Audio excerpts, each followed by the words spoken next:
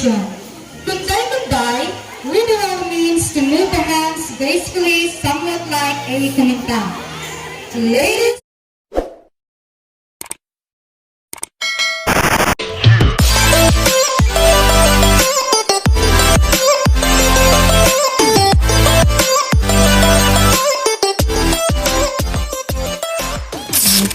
Students of grade 1, Gold and Sapphire.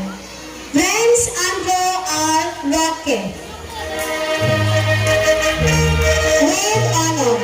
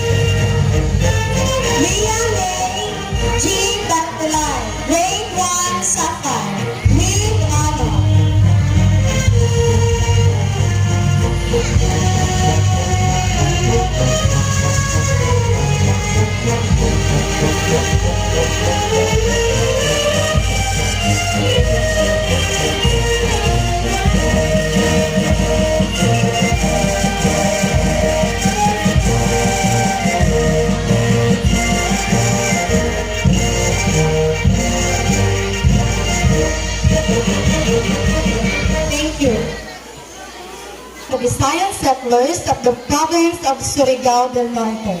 Its steps are similar to the movement of a dog. Once again, itik-itik.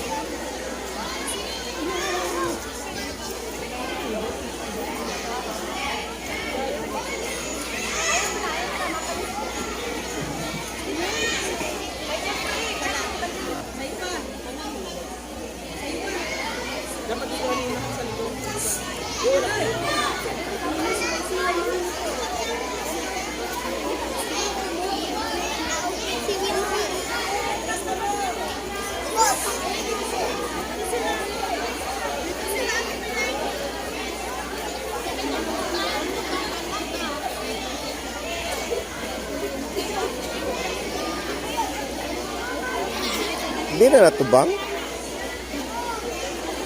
Ay, sabi ko na nga ba?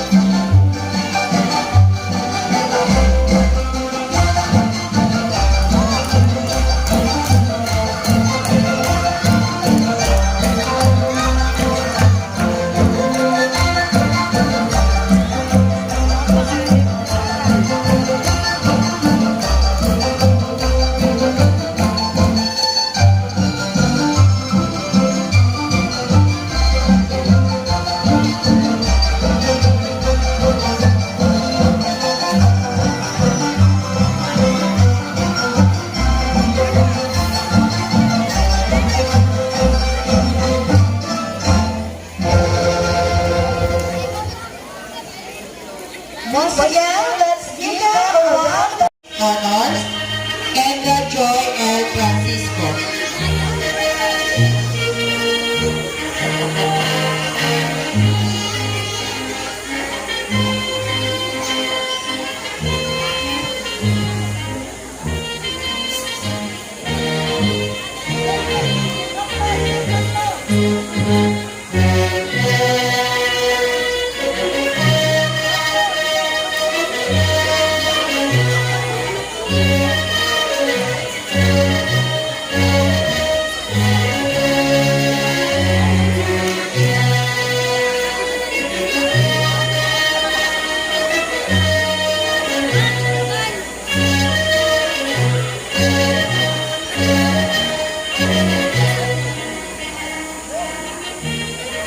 With honors, Regaline H. Gracilia.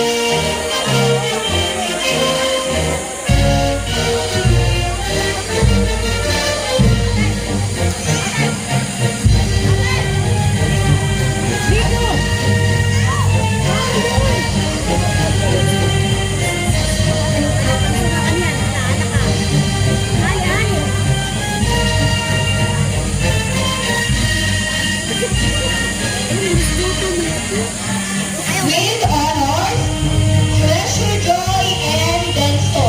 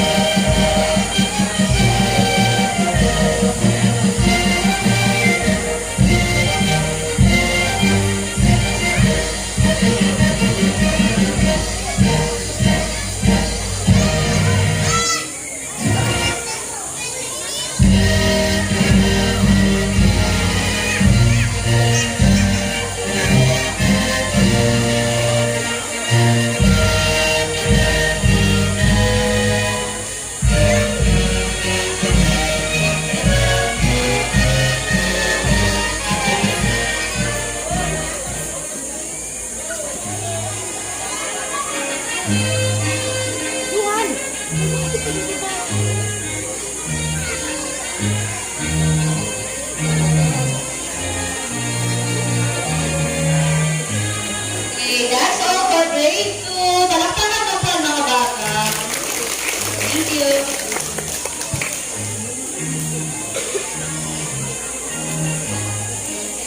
Congratulations.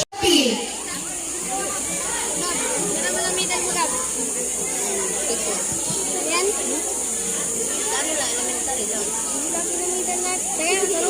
Teka, masayo na yun. Nagano ka man may dalag, teka.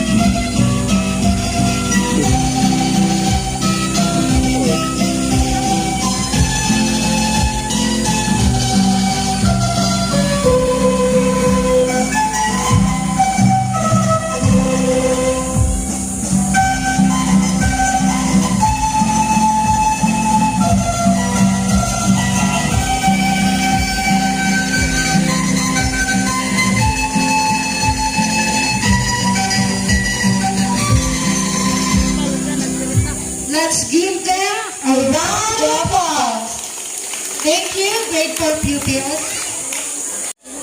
Ang pag-ayo ko sindaguda ko na paggalang sa sado ng mga Diyos. Sa sinina mayad na okasyon na hinatag sa ato mayad na panahon. Nang sa mga mayad na lawas na hinatag sa ato, nang sa kaniyang tabi pagkabay. So, ang paggalang ko ng tabi sa ato na barangay Kapiteng, Leonardo Masuher, mga kaupod ko ng tabi sa konseho, mga barangay tanods, sa ato mga mahikuso na mga maestro, sa ato ng mga guro, sa pangunono ni Sir Nancy Hipit, sa ato ng mga para-teachers na yun sila sa pagsakripisyo, magabay ng tabi sa ato ng mga bata, sa impiro tabi ng mga magurang, sa impiro ng tabi ng mga estudyante, sa saano tabi ng mga bisita, naran sa ato tabi na guest speaker, sa yung ng tabi siya na produkto, dito sa ato na Quezon Elementary School, sa mga mag-graduate ng tabi sa adlaw na ini, sa impero tabi, Diyos maghay na aga sa iyong impero. Sa impero na mga magurang, binabapit ko tabi ka mo. May mga ito ang sitwasyon. Sulwak ang kaugnahan na namamatian ka sa atong na puso. Maskin ka man nganing tabi, yung kita si Patios, mahinuha kita para sa ato na mga mahal na mga anak, para sinina okasyon, alang-alang sa futuro sa ato na mga kabataan. So sa gihapon sa mga magulang congratulate tabi, lalo na sa mga teachers.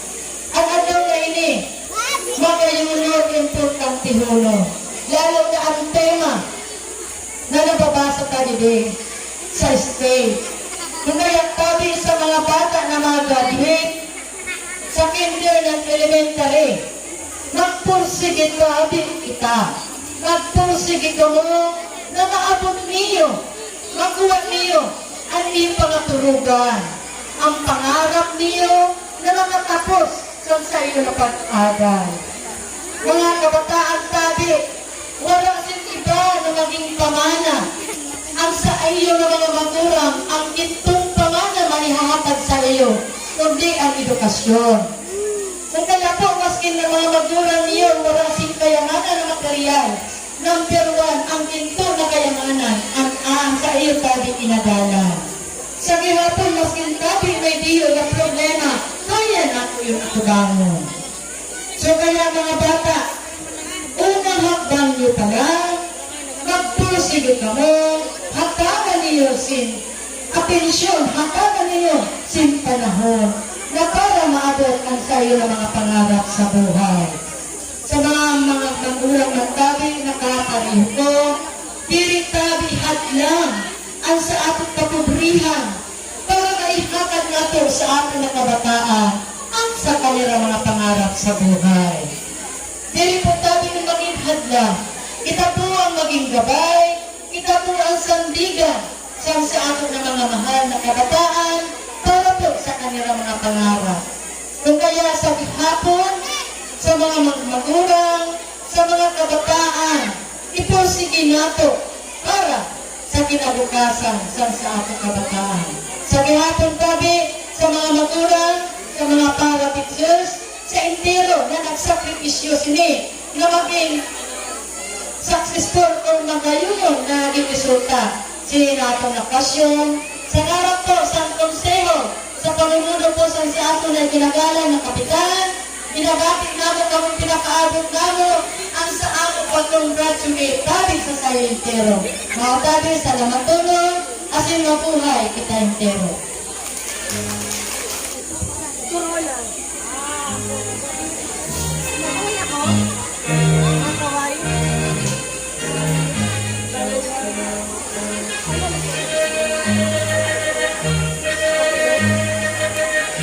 Here are the honor pupils of grade 3. For grade 3 Beryl, we have Jordan E. Hachasen with honors.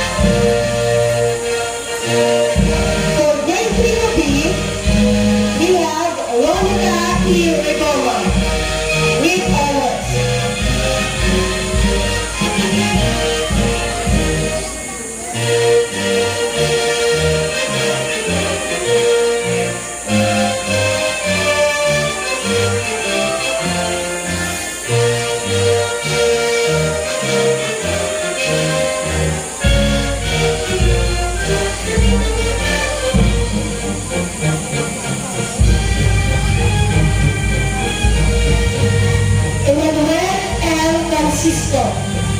With honors.